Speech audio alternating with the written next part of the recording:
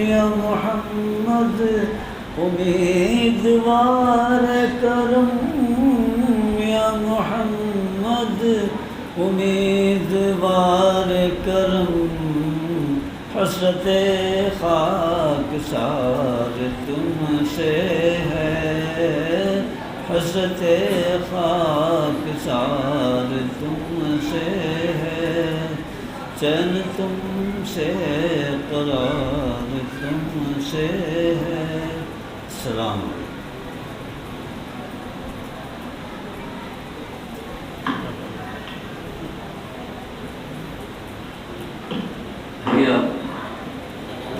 فرید الدین صدیقی صاحب سے حضرت رحمۃ اللہ علیہ کا نعتیہ کلام سماعت فرما رہے تھے۔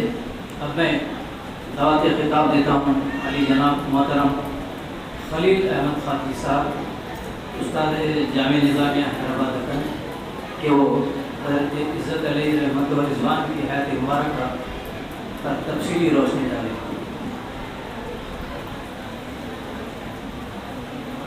میں لغزش، میری بندگی میں لغزش، تیری ہر نظر میں بخشش، میری بندگی میں لغزش، تیری ہر نظر میں بخشش، کروں کیا بیاں یا رب تو سراپا ہے محبت۔ آج میں پیر طریقت حضرت حسین شہزاد الدین صدیقی عزت رحمۃ اللہ علیہ، جو فرزند اور جانشین ہیں حضرت علامہ بحر العلوم مولانا عبدالقدیر صدیقی حسرت خضر پیا کے، ان کا ایک تعارف پیش کرنے کی سعادت بھی حاصل ہو رہی، اور کوشش کروں گا کہ میں جو ہے نا یہ کما حق ہو اس کو ادا کروں۔ بہرحال یہ بھی ایک کرامت، حضرت کی کرامت ہی ہے اور کچھ نہیں ہے جو میں آپ کے سامنے کھڑا ہوا ہوں، اور یہ ان کے فرزندوں کا انتخاب ہے۔ یقیناً یہ حضرت کی مرضی ہی کے تحت یہ کام ہوا ہے۔ بہرحال الحمدللہ رب العالمین والصلاۃ والسلام علی رسول الکریم، اما بعد، فاعوذ باللہ من الشیطان الرجیم، بسم اللہ الرحمن الرحیم، ان اللہ وملائکتہ یصلون علی النبی یا ایھا الذین آمنوا صلوا علیہ وسلموا تسلیما، اللہم صلی علی سیدنا شفیعنا مولانا محمد وعلی آل سیدنا مولانا محمد وسلم۔ الا ان اولیاء اللہ لا خوف علیہم ولا هم یحزنون الذین وکانوا یتقون لهم البشری فی الحیاۃ الدنیا وفی الآخرہ لا تبدیل لکلمات اللہ ذلک هو الفوز العظیم۔ اس کا ترجمہ پیش کرنے کی سعادت حاصل کر رہا ہوں۔ سن رکھو کہ جو خدا کے دوست ہیں ان کو نہ کچھ خوف ہوگا اور نہ وہ غمناک ہوں گے، یعنی وہ جو ایمان لائے اور پرہیزگار رہے ان کے لیے دنیا کی زندگی میں بشارت ہے، اور جو ایمان لائے اور پرہیزگار رہے ان کے لیے دنیا کی زندگی میں بشارت ہے اور آخرت میں بھی۔ خدا کی باتیں بدلتی نہیں، یہی تو بڑی کامیابی ہے۔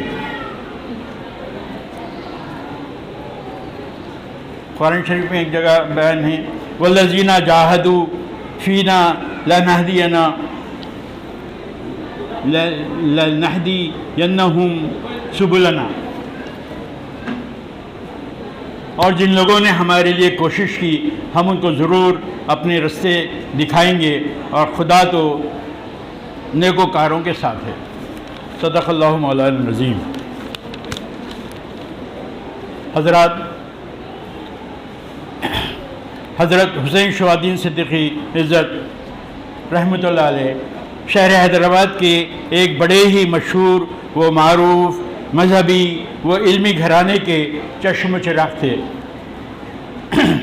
آپ کے والد محترم بحرالعلوم حضرت مولانا عبدالقدیر صدیقی حضرت رحمۃ اللہ علیہ کی شخصیت محتاج تعارف نہیں۔ وہ جامعہ عثمانیہ کے اولین صدر شعبہ دینیات تھے، جن کو اللہ تعالیٰ نے علم و عمل، جاہ و عزت، مرتبہ و جاہت کے ساتھ ساتھ خوش نصیب کثیر اولاد سے بھی سرفراز فرمایا تھا، جن میں حسین شہاب الدین صدیقی عزت رحمۃ اللہ علیہ اسی گلدستہ خدیری کا ایک مہکتا پھول تھے۔ آپ کی ولادت 6 شوال 1327 ہجری مطابق 21 اکتوبر 1909 عیسوی کو ہوئی۔ ابھی کم سن ہی تھے کہ شفقت مادری سے محروم ہو گئے، یعنی والدہ کے انتقال کے وقت غالباً 4 سال کی عمر رہی ہوگی۔ یہی وجہ ہے کہ آپ کم سنی سے ہی اپنے والد کے آغوش تربیت میں رہے۔ گھر میں دینی ماحول تھا اور والد کی سرپرستی، لاڑ و پیار بھی میسر رہا۔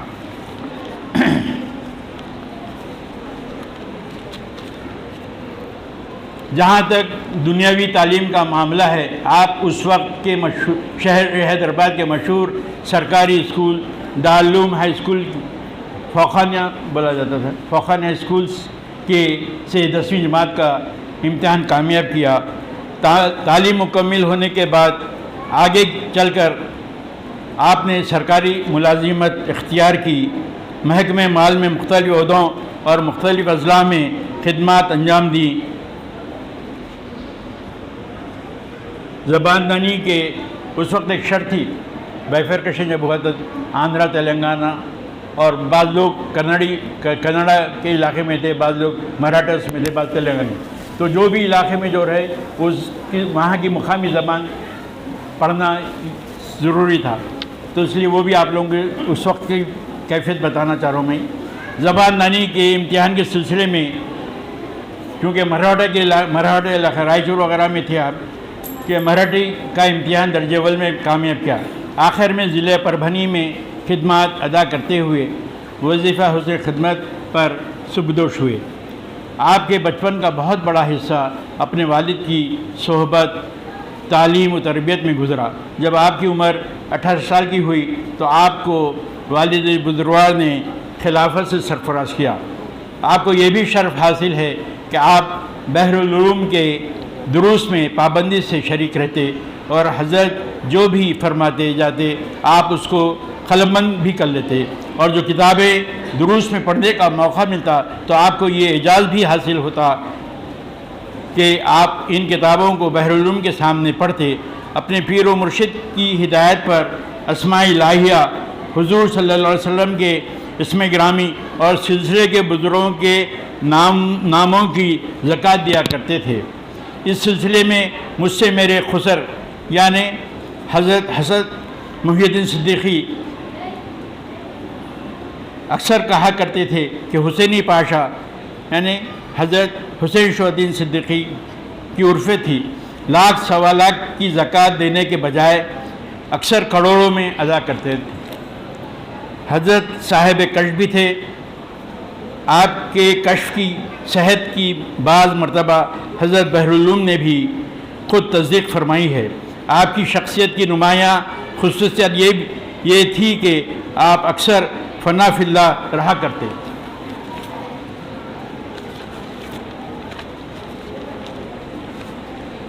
آپ پر ایک ایسا زمانہ بھی گزرا کہ رات کے وقت ہاتھ میں تسبیح لیے گھر سے نکل جاتے اور پہاڑی شریف کی سمت کی طرف روانہ ہو جاتے، راستے کی ناہمواری اور دیگر رکاوٹوں کی پرواہ کیے بغیر درگاہ بابا شرف الدین صاحب کو پہنچ جاتے اور پہاڑی پر چڑھتے ہوئے باواز بلند یاہو یا اللہ کا نعرہ بلند کرتے جاتے، پھر وہاں نماز فجر پڑھ کر گھر واپس ہو جاتے۔ صاحب موصوف اپنے والد سے ناک نقشہ چہرہ مہرہ میں بہت مشابہ تھے۔ محفل سما میں جب حضرت پر محویت طاری ہونے لگتی تو لوگوں کی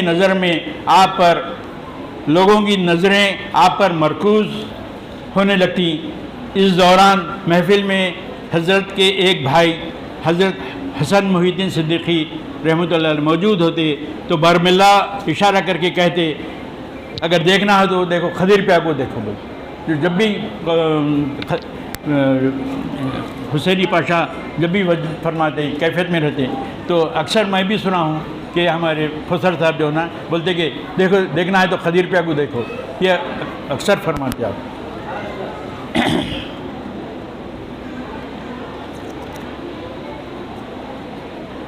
اپنے بھائی کی اس طرح توجہ دہانی پر موصوف مسکرانے لگتے.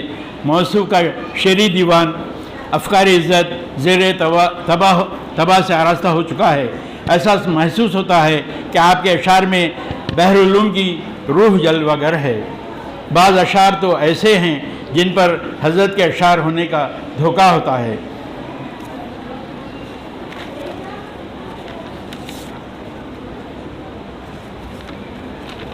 کی طرف بھی اشارہ کر رہا ہوں کہ یہ ہمارے بحر العلوم کے جو ماموں اور مرشد تھے ان کے پاس ایک تسبیح تھی.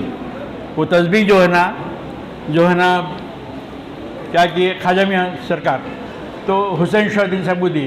تو میں اس کی الٹی ترتیب میں آپ کو پیش کرنے کی کوشش کر رہا ہوں. ترتیب تو وہی ہے مگر میں جس ترتیب میں لکھا ہوں تو وہ دیکھیے آپ لوگ.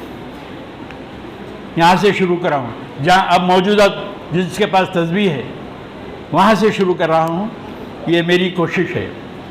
خضر پاشا کے پاس جو اہمیت کی حامل تسبیح ہے یہ ان کے والد حضرت حسین شاہ الدین صاحب صدیقی عزت نے عنایت فرمائی. اور جو تسبیح حسینی پاشا کے پاس تھی وہ ان کے والد بحر العلوم محمد عبدالقدیر صدیقی حضرت نے عنایت فرمائی تھی. اور سب سے اہم بات یہ ہے کہ جو تسبیح بحر العلوم کے پاس تھی وہ کوئی اور نہیں بحر العلوم کے ماموں اور مرشد حضرت خواجہ میاں سرکار نے نہایت محبت سے خضر پیا کو عنایت فرمائی تھی.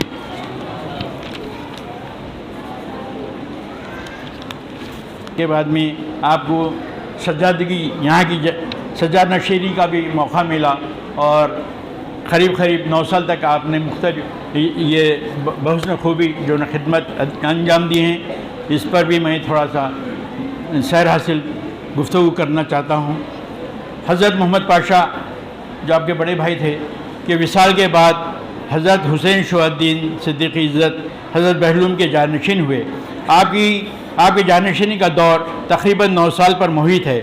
سابقہ روایتوں کو برقرار رکھتے ہوئے حضرت نے ایک کمیٹی تشکیل دی. اس عظیم کام کی ذمہ داری خاندان کے ذمہ داروں میں بانٹ دی. مثلا ڈاکٹر محمد عبدالعلیم صدیقی مبارک پاشا کو اتوار کے دن تفسیر صدیقی کا درس دینے پر مامور کیا.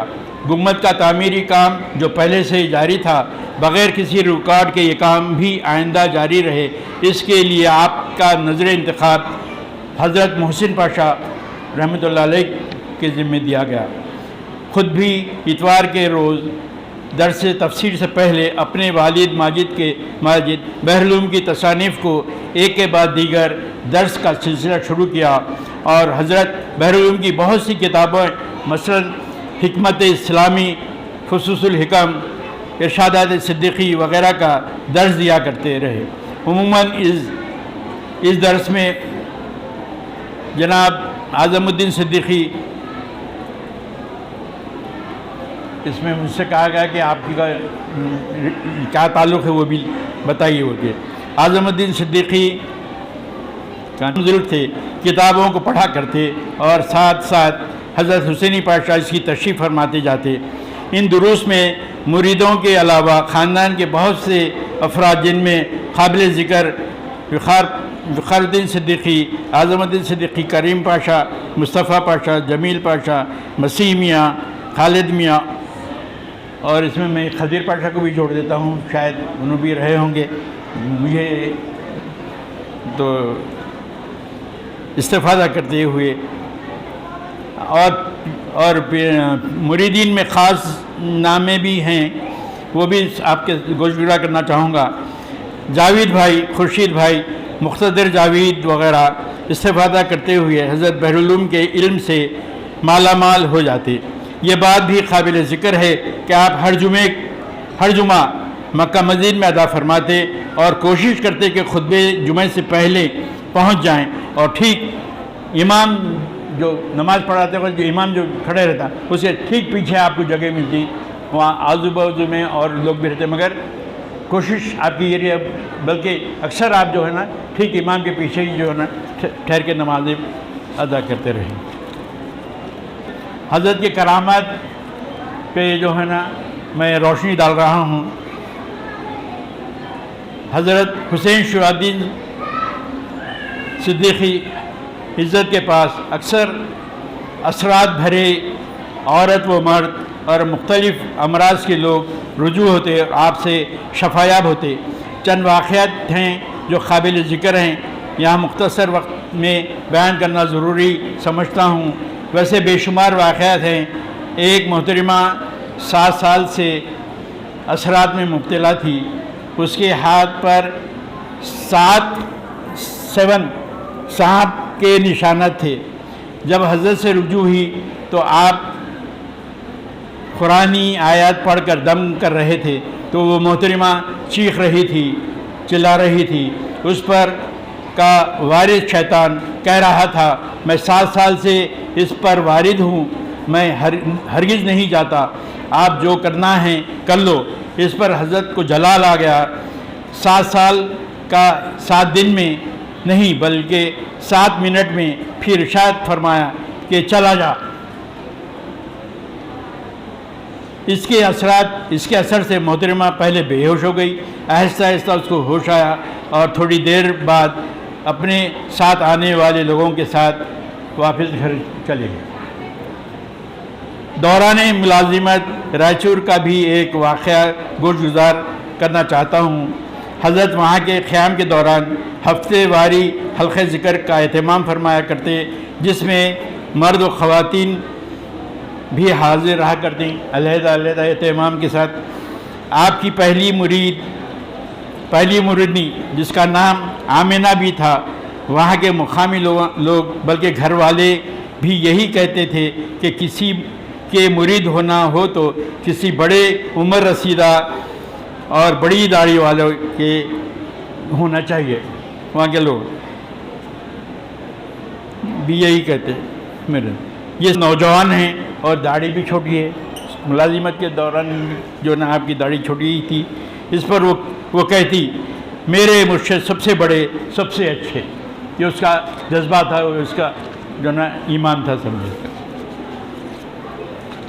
اور بھی اس کا ہے حالت اس طرح ہے کہ عثمان علی پاشا نظام ہفتم کی ایک نواسی، عام طور پر اس کو شہزادی پاشا بول کے، ان کے جتنے بھی خاندان کے لوگ آنا تھے، کوئی بھی رہنے دو، شہزادی پاشا فلاں، شہزادی پاشا کینسر سے متاثر تھی، بڑے بڑے ڈاکٹر کے زیر علاج تھی، روحانی علاج کی بھی فکر ہوئی۔ مختلف لوگوں نے مختلف مشورے دیے۔ کسی نے کہا کہ اگر آج حضرت محمد عبدالقدیر صدیقی حضرت قدیر پیا حیات سے ہوتے تو ان سے رجوع ہوتے، یقیناً ان سے فائدہ ہوتا۔ وہاں پہ جو نا یہ حضرت قدیر پیا کے گزرنے کے بعد کا واقعہ ہے۔ اب کیا کیا جائے، اس پر وہاں موجود ایک ملازمہ خاتون جن کا نام ممتاز بیگم ہے، اس نے مشورہ دیا کہ قدیر پیا کے صاحبزادوں میں ایک صاحبزادہ جس سے میں واقف ہوں، یعنی حسینی پاشا سے رجوع ہوئیے تو یقیناً شفا ہو جائے گی۔ ان دنوں حسینی پاشا رائچور میں سرکاری نوکری پر مامور تھے۔ اس کے کہنے پر شہزادی پاشا کے لوگ پتہ اٹھا کر حسینی پاشا کے مقام رائچور پہنچ گئے اور حضرت کو پوری کیفیت سے مطلع کیا گیا۔ پوری بات توجہ سے سماعت فرمائی، مگر ابھی ساتھ چلنے کا ارادہ ظاہر نہیں کیا، کیونکہ حضرت کا معاملہ یہ تھا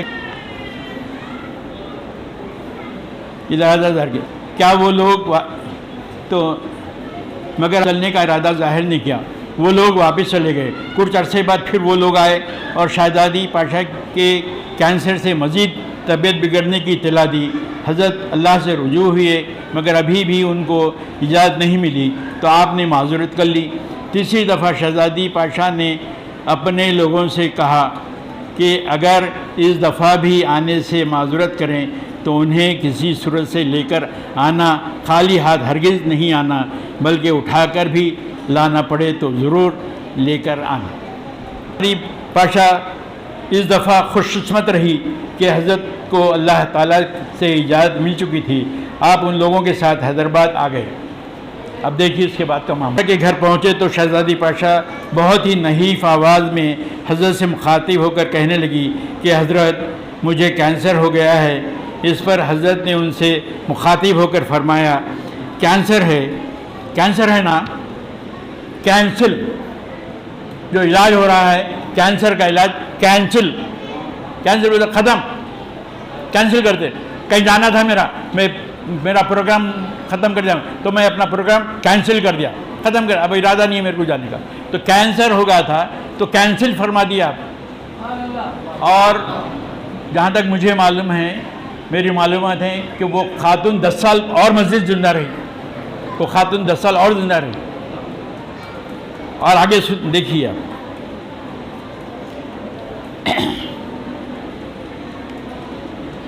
یہی علاج جتنا بولتے کہ نکل کے آگے، اب اتنا بولتے تو اتنی تکلیف والے کچھ اطمینان بھی تو ہونا نا۔ دیکھیے اس کے بعد میں سب لوگ حیران و پریشان رہے کہ حضرت نے کچھ بھی دعا یا دوا کچھ بھی نہیں کیے اور بس چلے گئے۔ اس پر وہ ملازمہ خاتون نے ہمت کر کے کہا کہ حضرت نے کینسر کو کینسل فرما دیا ہے، آپ لوگ تشخیص کروا لیجئے۔ کچھ عرصے بعد ان کا خاندانی جرمن ڈاکٹر سے ملاقات ہوئی۔ وہ شہزادی پاشا کو دیکھ کر حیرت زدہ رہ گیا اور کہنے لگا کہ آپ ابھی زندہ ہیں؟ ان بولنے کے کہا تھا 3 مہینے میں تم مر جاتے بولے، ان علاج ہاتھ اٹھا لیا تھا، سمجھے ہاتھ اٹھا لیا تھا، 3 مہینے میں تم مر جاتے بولے۔ بہرحال ضروری ٹیسٹ کروائے گئے تو معلوم ہوا کہ شہزادی پاشا کینسر سے مکمل طور پر صحت یاب ہو چکی ہیں۔ جب اس سے حسینی پاشا کا ذکر کیا گیا تو بہت متاثر ہوا۔ ارے ایسے بھی شخصیت ہیں حیدرآباد میں کہ جو نا اس طرح سے بھی علاج کرتے ہیں۔ جی حیدرآباد میں ان کا کوئی ذاتی مکان نہیں ہے۔ حضرت اور ان کی اہلیہ کو دیبیل پورے کا مکان پسند آیا، جس کی اس وقت قیمت 7,000 روپے تھی۔ بہرحال وظیفے کے بعد حضرت حسینی پاشا اسی مکان میں منتقل ہو گئے۔ آخر میں ایک اور اہم واقعہ کا تذکرہ کر کے اپنی بات کو ختم کر دوں گا۔ علی صدیقی علی پاشا رحمۃ اللہ علیہ اس وقت تو حیات سے تھے، حج کے لیے روانہ ہونے والے تھے اور حسینی پاشا سے ملنے کے لیے دبیل پورہ ان کے گھر تشریف لائے اور فرمایا کہ پانی کے جہاز کا آخری قافلے سے حج کے لیے جا رہا ہوں، آپ بھی ارادہ فرمانا تھا۔ اس پر حسینی پاشا نے جواباً عرض کیا کہ اللہ کی مرضی، وہ بلایا تو ضرور جاؤں گا۔ کچھ عرصے بعد شہزادی پاشا نے حضرت سے کہا کہ میرا ارادہ ہے کہ ہم سب آپ کے ساتھ حج کو جانا چاہتے ہیں۔ اس پر حسینی پاشا نے کہا کہ حج کا آخری قافلہ پانی کا جا چکا ہے۔ اس پر انہوں نے کہا کہ ہم لوگ ہوائی جہاز سے جائیں گے۔ ساتھ شہزادی پاشا کے لوگ ہوائی جہاز سے جدہ اور پھر مکہ شریف پہنچ گئے اور پھر عمرہ وغیرہ سے فارغ ہو گئے۔ چند دنوں کے بعد ابو تراب علی صدیقی علی پاشا صاحب بھی پانی کے جہاز سے اور لوگوں کے ساتھ جدہ پھر وہاں سے مکہ شریف پہنچ گئے اور عمرہ وغیرہ سے فارغ ہو گئے۔ جب علی پاشا حسینی پاشا کو مکے میں دیکھا تو حیران ہو گئے کیونکہ حیدرآباد میں ملے تھے، پانی کا حضرت سے جا چکا تھا، اب انہوں یہاں پہ موجود ہیں حضرت، یہ بھی ایک حضرت کی کرامت۔ جب علی پاشا حسینی پاشا کو مکے میں دیکھا تو حیران ہو گئے اور دریافت کیا کہ تم کیسا مکہ پہنچے؟ اس پر حسینی پاشا نے وہی جواب دیا، اللہ تعالیٰ نے مجھے یہاں تک پہنچا دیا۔ ایک صاحب ان دونوں بھائیوں کی گفتگو سن رہے تھے اور وہ صاحب حسینی پاشا کے ساتھ ہوائی جہاز سے آئے بھی تھے ساتھ. وہ صاحب ایک قیمتی شیفر پین خرید کر لائے تھے جس کی نیب بھی سونے کی تھی. کہنے لگے کہ آپ بھی اللہ سے ایسے ہی پین کی خواہش کرو، کیونکہ بول رہے ہیں اللہ کی مرضی سے آیا ہوں، اللہ کیسا کروں، اللہ ایسے کیسا ہے. تو ایک بات لوگوں کو رہتا ہے ہاں یہ بھی اللہ سے مانگو، تم میرے پاس یہ ہے نا، تم بھی مانگو اللہ میں سے، یہ بھی ہے وہ بھی مانگو یہ بھی مانگو. بلکہ بعض لوگوں کی حسینی پاشا سے بھی ایک صاحب اس طرح سے گفتگو کرے. شفر جس کی نیب بھی سونے کی تھی کہنے لگے کہ آپ بھی اللہ سے ایسے ہی پین کی خواہش کرو. آپ تو کہتے تھے نا کہ اللہ یہ مجھے یہاں تک پہنچایا. اس پر حسینی پاشا نے کعبے کا طواف کے بعد اللہ سے دعا گو ہوئے کہ میرے کو بھی ایسا پین ہونا. یہ لاڑے دیکھیے جو یہ کیا فرمایا. ایک شخص بالکل اسی طرح کا پین آپ کو نظر کیا. جب اس شخص سے ملاقات ہوئی، یعنی وہ جو بولا تھا اس شخص سے ملاقات ہوئی تو حسینی پاشا نے اسے اپنا پین بتلا دیا. اب اس کے بعد اس شخص نے اپنی جیب سے کچھ رقم نکالی جس میں 10 20 50 100 ریال کے نوٹاں وغیرہ گٹی جیب میں جو نا تھی اس کے پاس، کیونکہ نوابی خاندان کا تھا. پٹھا میرا خوب لے کے آیا، ریالوں کے نوٹ تھے. اور ان کو کہا کہ اب اللہ سے مانگو کہ وہ بھی آپ کو اس طرح رقم دے. ابھی زیادہ وقفہ بھی نہیں گزرا تھا کہ ایک نامعلوم شخص اتنی ہی رقم اتنے ہی نوٹوں کے ساتھ آپ کو خاموشی سے آپ کی جیب میں وہ رقم رکھ دیا. اس پر وہ شخص بہت حیران ہوا. حضرت کے کرامات سے بہت متاثر بھی ہوا. بعد میں اس کو خیال ہوا رہے میں بار بار ان کو یہ بناؤں برابر جیتے جا رہے، کبھی جو ہے نا کچھ ایسا نہیں ہوا، ان کی جھول میں کچھ فرق نہیں محسوس کرا. اس طرح وہ اپنے اعتقاد کو بھی صحیح کر لیا. چلیے ایک بہت اچھا کام ہوا. بہرحال مدینہ شریف کا ایک واقعہ بھی قابل ذکر ہے. خیام مدینہ شریف میں اکثر حضور صلی اللہ علیہ وسلم کے روزے کی حاضری کا شرف رہتا. ایک مرتبہ کا واقعہ ہے کہ آپ اپنے ساتھ آئے ہوئے ساتھیوں کے ساتھ روزے مبارک کے پاس زیارت میں مصروف تھے تو ان میں کا ایک شخص روزے کی جالی کو بوسہ دے دیا. تو وہاں کھڑے رہتے نگران کار نے اسے ایک گھونسا لگا دیا. وہ بازو ہٹ گیا.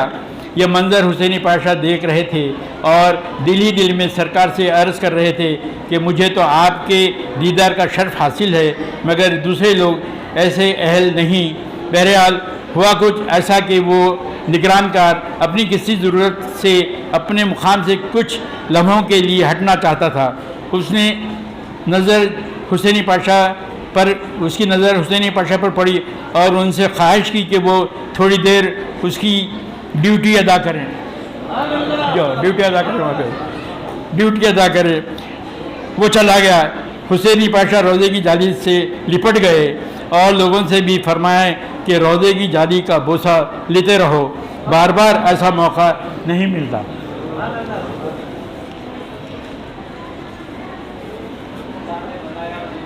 اس نسبت پہ نازاں ہوں، میں اس تربیت پہ شاداں ہوں. میں اس نسبت پہ نازاں ہوں، میں اس تربیت پہ شاداں ہوں کہ عزت بھی تو ہے ایک نونہال حضرت حسرت. حسین شہادین صدیقی حسرت عزت کا شعری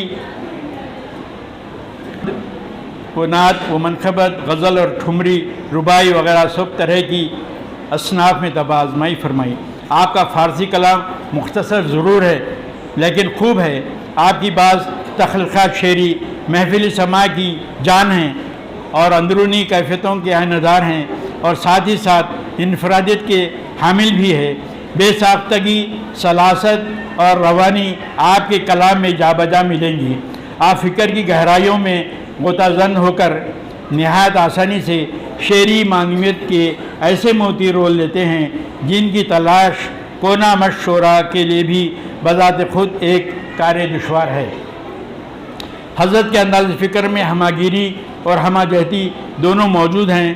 محبت اور وارفتگی کے سدھا نمونے دوسرے شعراء کے کلام میں ناظرین کو ملتے ہوں گے، لیکن حضرت کے کلام کا ناظر حضرت کے شعری احساسات سے اس قدر متاثر ہو جاتا ہے جیسے آپ کے اشعار خود اس کے ذاتی احساسات رہے ہوں۔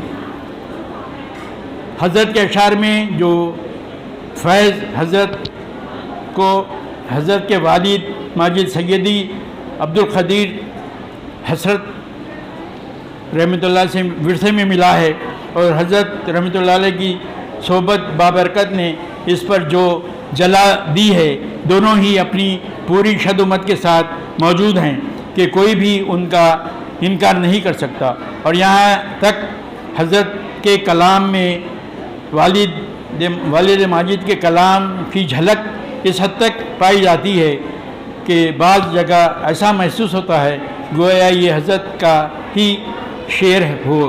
آپ کے اشعار کے گہرے مطالعے سے یہ واضح ہو جاتا ہے کہ آپ نے بہت سے اولیاء اللہ سے فیض حاصل فرمایا، خصوصاً عقیدت کے لیے فارسی، اردو اور ہندی میں بھی اشعار لکھے۔ یہ سب باتیں ہیں سمجھی جا سکتی ہیں، کہی نہیں جا سکتی۔ آخر میں حضرت مدد اللہ کے چند اشعار پر اپنی عقیدت کو ختم کرتا ہوں۔ جان اپنی نہیں پرائی ہے، اس لیے مجھ میں دل ربائی ہے۔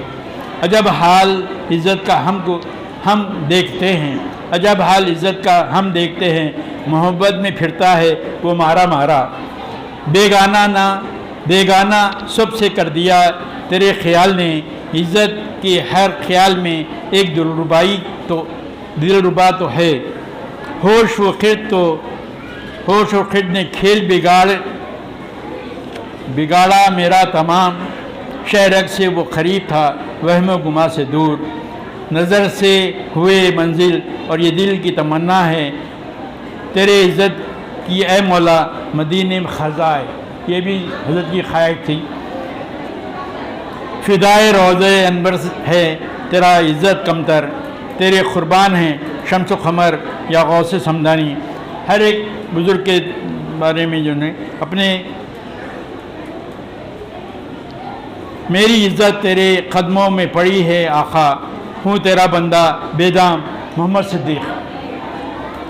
یہ آخری شعر پہ میں ختم۔ عزت کی التجا ہے یہ رب خدیر سے، آئینہ تو بنا دے مجھے اپنے پیر کا۔ وصلی اللہ تعالی علی خیر خلقہ محمد وعلی آلہ وصحبہ اجمعین برحمتک یا ارحم الراحمین۔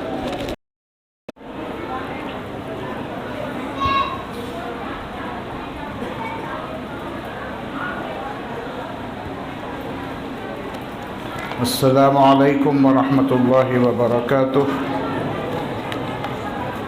حضور پرنور سید عالم صلی اللہ علیہ وآلہ وسلم کے اخلاق طیبہ پر ایک مختصر سا بیان پیش کرنے کی سعادت حاصل کرتا ہوں۔ بسم اللہ والحمد للہ والصلاة والسلام علی رسول اللہ وعلی آلہ وصحبہ ومن والاه، اما بعد فاعوذ باللہ من الشیطان الرجیم، بسم اللہ الرحمن الرحیم۔ وَإِنَّكَ لَعَلَى خُلُقٍ عَظِيمٍ، صدق اللہ العظیم وصدق رسولہ النبی الکریم۔ قرآن مجید کی جو آیت تلاوت کرنے کا شرف میں نے حاصل کیا ہے، اس کے معنی ہیں: اور اے حبیب، یقیناً آپ عظیم الشان اخلاق پر ہیں۔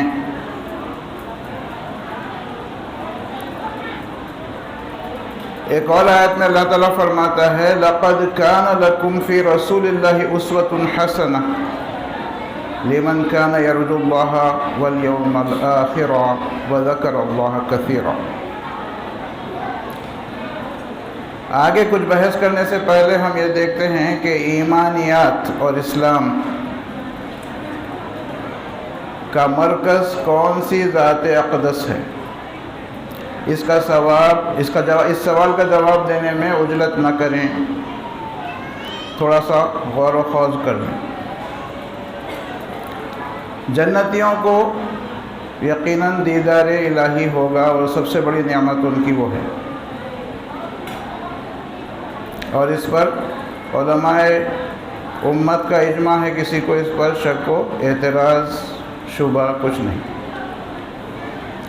لیکن کیا ہم سب کو، عام امتیوں کو دیدار الہی ہو سکتا ہے کہ ہم اس کو دیکھ لیں اور پہچان لیں کہ وہ واحد ہے، احد ہے، لا شریک لہ ہے؟ ممکن نہیں۔ اسی طرح موسیٰ علیہ السلام کلیم اللہ تھے،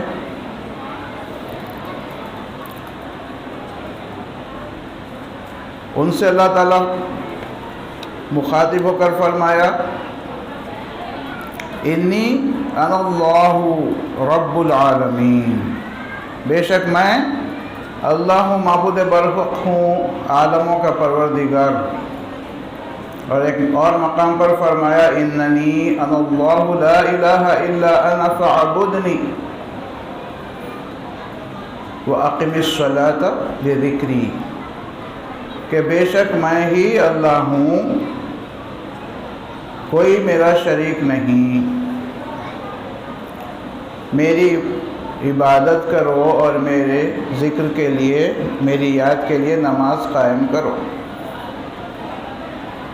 کیا ہم سے بھی اللہ مخاطب کلام فرماتا ہے، شرف بخشتا ہے کلام کا؟ ہر کس و ناکس سے آ کر فرما دے گا کہ میں ہی اللہ ہوں، میں ہی معبود برحق ہوں؟ یہ بھی ممکن نہیں۔ ہماری ایسی مجال نہیں کہ کلام اللہ سے کر پائیں۔ تو اب نہ ہم اللہ کو دیکھے ہیں، نہ اللہ نے ہم سے آ کر خود فرما دیا ہے کہ میں ہی اللہ ہوں، تو پھر ہمارا یہ دعویٰ کہ اللہ تعالیٰ ایک ہے، معبود برحق ہے، اس کا کوئی شریک نہیں، واحد و احد ہے، یہ کس بنیاد پر ہے؟ خالصتاً رسول اللہ کو سچا جاننا، ماننا، آپ کا جو فرمان ہے اس کو بے چون چرا قبول کر لینا، اصل ایمان۔ اللہ کا معبود برحق ہونا یقینی ہے، مگر ہم سے اللہ تعالیٰ نہیں فرما رہا ہے، ہم سے مخاطبت نہیں ہے، کلام نہیں ہے اللہ کا، ہم اللہ کا دیدار نہیں کر سکتے۔ ہم ایمان لاتے ہیں صرف اور صرف رسول اللہ صلی اللہ علیہ وآلہ وسلم کے قول پر۔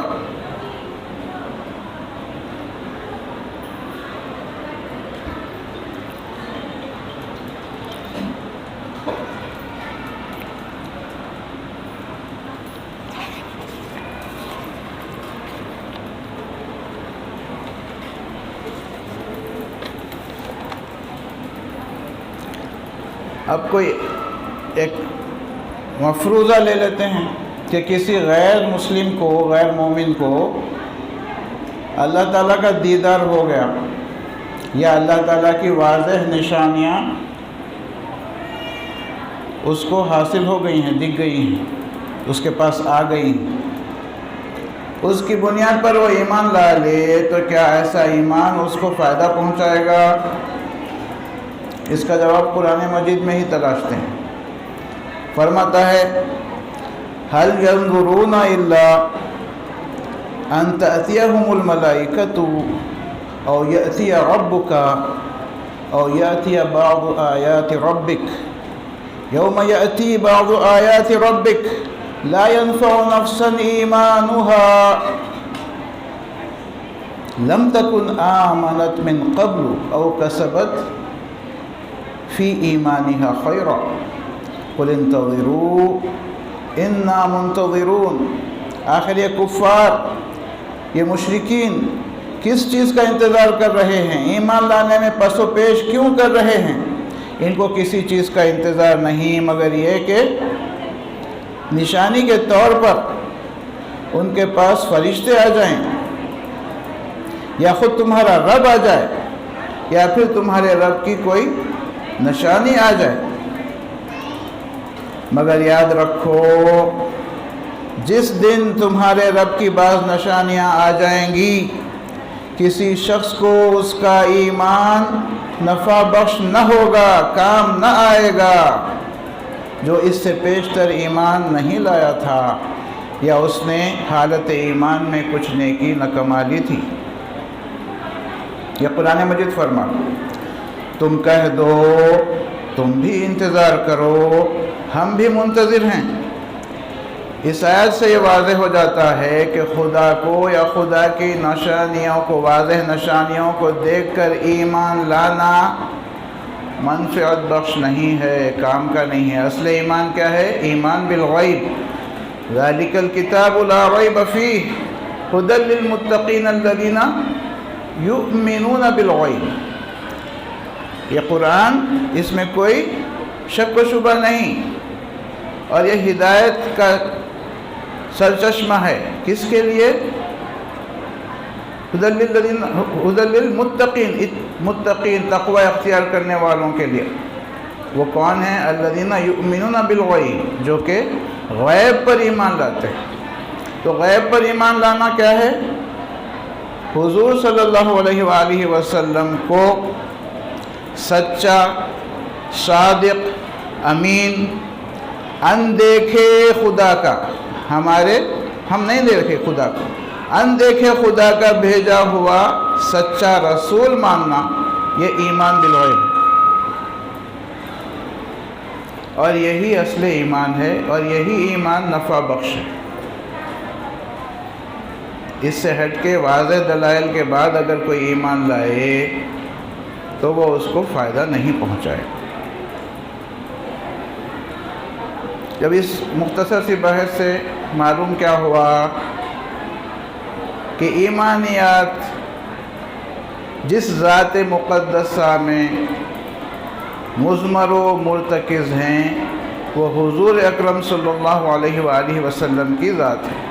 حضور کی ذات کے اطراف ہی سارا ایمان و اسلام مرتکز ہے، حضور کی ذات میں ہی مرتکز ہے۔ آپ کی ذات کے حساب سے ہی ہم کو اللہ بھی ملے گا، آپ کو ماننے سے اللہ بھی ملے گا، قرآن بھی ملے گا، آپ کے اقوال، اعمال، افعال، سنن سب حاصل ہوں۔ تو معلوم ہو گیا ارتکاز کہاں ہے ایمانیات کا؟ حضور اکرم صلی اللہ علیہ وسلم کی ذات میں۔ اس لیے کیا فرمایا؟ لَقَدْ كَانَ لَكُمْ فِي رَسُولِ اللَّهِ أُسْوَةٌ حَسَنَةٌ۔ تو اسی وجہ سے ہمارا سارا کا سارا کامیابی کا سرچشمہ کہاں سے ہے؟ اسوہ رسول کی پابندی پر ہے۔ ہم اگر اسوہ رسول کی پابندی کریں گے تو دین و دنیا میں کامیاب رہیں گے۔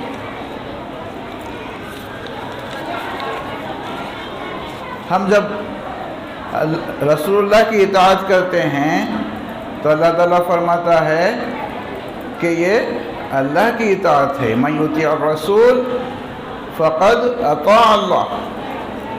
جب صحابہ حضور کے ہاتھ پر بیعت کرتے ہیں بیعت رضوان میں، تو اللہ تعالیٰ فرماتا ہے کہ اے حبیب، جو لوگ آپ کے ہاتھ پر بیعت کر رہے ہیں وہ در حقیقت اللہ سے بیعت کر رہے ہیں۔ ان کے ہاتھ پر جو آپ کا ہاتھ ہے در حقیقت وہ اللہ کا ہاتھ ہے۔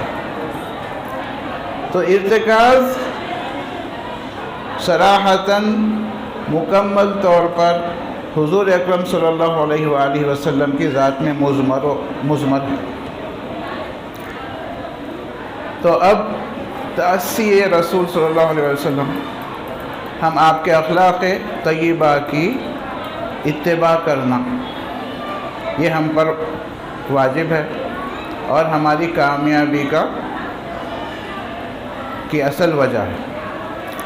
تو اسوہ رسول پر عمل کرنے کے لیے اس اسوہ سے آپ کے عادات و اطوار اخلاق سے واقف ہونا بھی ضروری ہے۔ تو اس ضمن میں مولود شرف الانام جو حضرت جعفر برزنجی رحمۃ اللہ علیہ کا مرتب کردہ ہے، اس کے بیان نمبر 18 سے اقتباس پیش کرنے کی سعادت حاصل کی۔ یعنی خود پر اوروں کو ترجیح دیتے تھے، ان کی پذیرائی فرماتے تھے، کسی کو بھی نکال باہر نہیں کرتے تھے۔ باوجود اس کے کہ سارے صحابہ آپ صلی اللہ علیہ وآلہ وسلم کی خدمت کرنے کے مشتاق رہتے، خواہش مند رہتے، اور اپنی جان بھی قربان کر دینے کے لیے تیار رہتے، بار بار کہتے فدا کا ابی و امی، آپ پر سے میرے ماں باپ قربان ہوں۔ اس کے باوجود آپ صلی اللہ علیہ وآلہ وسلم اپنے تمام کام خود ہی فرما لیتے، اپنی چپل کو خود ہی ٹانکا لگا کر جوڑ لیتے، اپنے کپڑوں کو خود ہی پیوند لگا لیتے، اپنی بکری کا دودھ خود ہی دوہ لیتے۔ آپ صلی اللہ علیہ وسلم اپنے اہل و عیال سے بے حد پیارے اخلاق کے ساتھ پیش آتے۔ آپ نے ارشاد فرمایا تم میں سے بہترین وہی ہیں جو اپنے اہل و عیال سے بہترین طور پر رہتے ہیں، پیش آتے ہیں، اور میں تم سب میں اپنے اہل و عیال سے بہترین پیش آنے والوں میں سب سے بہتر ہوں۔ تو اپنے اہل و عیال، اپنی بیوی بچے، اپنے قرابت دار سب کے ساتھ بہترین اخلاق سے پیش آنا یہ حضور صلی اللہ علیہ وآلہ وسلم کی سنت ہے۔ آپ صلی اللہ علیہ وآلہ وسلم کسی تنگ دست کو، کسی محتاج کو، کسی فقیر کو حقیر نہ سمجھتے، غرباء و مساکین کو اپنا دوست رکھتے، ان کے ساتھ اٹھتے بیٹھتے، کہیں جا رہے ہوتے ہوں تو ان کی جماعت کے ساتھ رہتے۔ آپ حدیث سے یہ بھی ہے کہ آپ نے دعا فرمائی کہ اے اللہ مجھے تو مساکین میں رکھ، مساکین کے ساتھ رکھ، اور انہی میں خاتمہ فرما، او کما قال صلی اللہ علیہ وآلہ وسلم۔ غرباء و مساکین، محتاجین کے بیماروں کی بیمار پرسی کرتے، عیادت کرتے، ان کے جنازوں میں شریک رہتے، ان کے جنازوں کے پیچھے پیچھے چلتے۔ ہر معذرت خواہ کسی سے کوئی کمی بیشی رہ جائے اور وہ عذر پیش کر دے تو اس کے عذر کو قبول فرما لیتے۔ کیا ہم لوگ ایسی کرتے ہیں؟ ہم پکڑ بندی پہ لگے رہتے ہیں، اللہ ہم کو درست کر دے۔ ہر عذر، معذرت خواہ کے عذر کو قبول فرما لیتے۔ اگر کسی کے انفرادی وصف یا معاملے کو پیش کرنے سے اس کو ناگواری ہوتی ہو تو وہ بات اس کو کبھی یاد نہ دلاتے۔ جہاں آپ صلی اللہ علیہ وسلم غرباء و مساکین کے ساتھ حد درجہ شفقت کے ساتھ رہتے، وہیں مالدار لوگوں سے مرعوب کبھی نہ ہوتے، بادشاہ حاکمین سے کبھی نہ ڈرتے۔ باوجود اس کے کہ اللہ تعالیٰ نے آپ کو مالک کل بنایا اور زمین کے سارے خزانے کی کنجیاں آپ کے ہاتھ میں دے دیں، آپ صلی اللہ علیہ وآلہ وسلم ان خزانوں سے مکمل طور پر مستغنی رہے، اور جب بھوک کی شدت بڑھ جاتی تو اپنے شکم مبارک پر پتھر باندھ لیتے۔ خزانوں کے مالک شکم مبارک پر بھوک کی شدت سے پتھر باندھ لیتے۔ غزوہ خندق میں ایک صحابی نے اپنے پیٹ پر سے چادر ہٹائی تو ان کے پیٹ پر ایک پتھر بندھا تھا۔ اس پر آپ صلی اللہ علیہ وسلم نے اپنی چادر ہٹائی تو لوگوں نے دیکھا کہ مالک ملک بحر و بر کے پیٹ پر 2 پتھر بندھے ہوئے ہیں۔ سبحان اللہ۔ ام المومنین حضرت عائشہ صدیقہ رضی اللہ عنہ فرماتی ہیں کہ بسا اوقات اہل بیت نبی صلی اللہ علیہ وآلہ وسلم یعنی حضور اور آپ کے ازواج مطہرات پر پے در پے مکمل 2 ماہ کے 3 چاند گزر جاتے ہیں۔ یہاں 3 چاند کا تذکرہ کیوں ہے؟ مکمل 2 ماہ کو بتانے کے لیے۔ پہلی کا چاند دیکھا، 1 ماہ کے بعد پھر 1 چاند دیکھا تو 1 ماہ مکمل ہوا، اور 1 چاند دیکھا تیسری مرتبہ تو 2 ماہ مکمل ہوئے۔ تو 2 ماہ کے 3 چاند تھوڑا پریشان ہو جائیں گے، 3 چاند میں تو 3 ماہ نہیں ہے، 2 ماہ 2 ماہ کے یعنی مکمل 2 ماہ ایسے گزر جاتے کہ حضور کے گھر، حضور کے ازواج کے گھر چولہا نہیں سلگتا، یعنی پکانے کے لیے کچھ نہ ہوتا۔ دوسری روایت میں ہے کہ اکثر و بیشتر رسول اللہ صلی اللہ علیہ وآلہ وسلم کے اہل و عیال، آپ اور آپ کے اہل و عیال اسودین پر گزارا فرماتے۔ اسودین کیا ہیں؟ کھجور اور پانی۔ اور روایات میں ہے کہ کبھی دوپہر کے وقت سالن کھا لیں تو رات میں سالن کھانا ممکن نہ ہوتا، سالن کے ساتھ روٹی کھا لیں۔ ہم ماشاءاللہ سے اعلیٰ درجے کی غذائیں کھاتے ہیں، پھر بھی سیر نہیں ہوتے ہیں، پھر بھی اللہ کا شکر بجا نہیں لاتے ہیں۔ اللہ ہم کو معاف فرما دے۔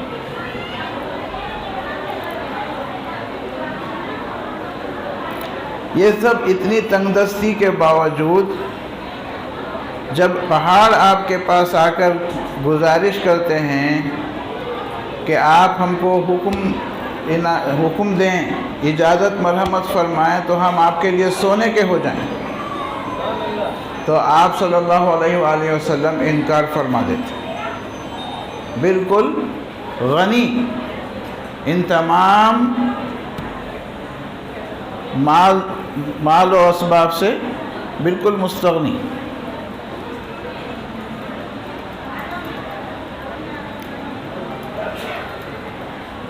آپ صلی اللہ علیہ وسلم بہت ہی کم گو تھے، غیر ضروری گفتگو نہیں فرماتے تھے، دنیاوی فضول باتیں بالکل بھی نہیں فرماتے تھے، اور جو کوئی آپ سے ملتا سلام کرنے میں پہل فرماتے۔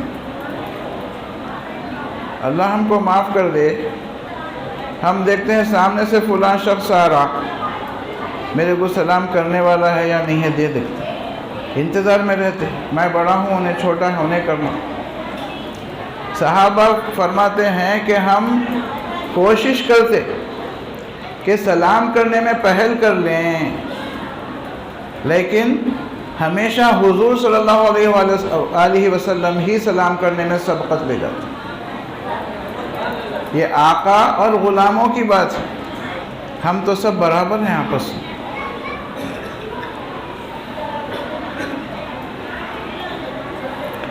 شرفا کو ان کے حق شرافت کے پیش نظر خلوص سے پیش آتے، بزرگی کے حامل لوگوں کو ان کی بزرگی کا لحاظ رکھتے ہوئے پیش آتے۔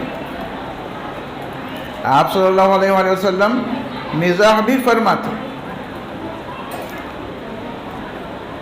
اور اس میں شستہ مذاق ہوتا، اور مذاق میں بھی خالص حق گوئی ہوتی، مذاق سے جھوٹ بول دیا نہیں، مذاق سے بھی غلط بیانی نہیں۔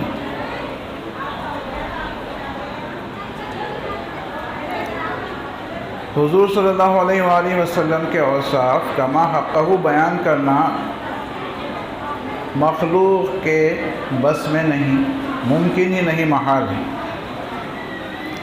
بعد از خدا بزرگ توئی قصہ مختصر، اگر خاموش رہوں میں تو تو ہی سب کچھ ہے، جو کچھ کہہ دیا تو تیرا حسن ہو گیا محدود۔ اللہ تعالی ہم سب غلامان مصطفیٰ صلی اللہ علیہ وآلہ وسلم کو اپنے حبیب کی صحیح طرح اتباع کرنے کی توفیق عطا فرمائے۔ آپ صلی اللہ علیہ وسلم کے اخلاق طیبہ سے اپنے اخلاق کو سنوارنے کی توفیق عطا فرمائے، اور آپ صلی اللہ علیہ وسلم کے اوامر کے امتثال اور نواہی کے اجتناب میں ہم سے جو کوتاہیاں ہوئی ہیں اور ہوتی رہتی ہیں ان سب کو درگزر فرمائے، ہم کو راہ راست پر لا دے اور قائم رکھے، ہم سب کو اپنے حبیب صلی اللہ علیہ وآلہ وسلم کی غلامی میں جلائے، اور آپ ہی صلی اللہ علیہ وسلم کی غلامی میں ہماری روح، ہماری ارواح کو قبض کر لے۔ وآخر دعوانا ان الحمد للہ رب العالمین۔